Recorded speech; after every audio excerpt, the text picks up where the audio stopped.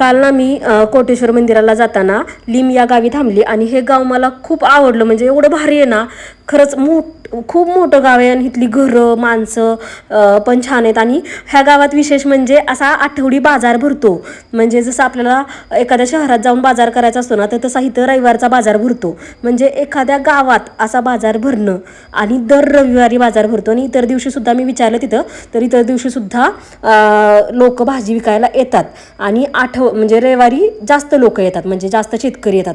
ही गोष्ट किती भारी आहे ना. म्हणजे आपल्या गावातल्या लोकांचंच, आपल्या गावातल्या शेतकऱ्यांचाच बिझनेस होतो, त्यांना 4 पैसे मिळतात आणि सगळ्या शेतकऱ्यांचा भाजीपाला सुद्धा विकला जातो. ही गोष्ट मला सगळ्यात जास्त आवडली. आणि खूप मोठं गाव आहे. ह्या गावात ना प्रत्येक सोयीसुविधा आहेत.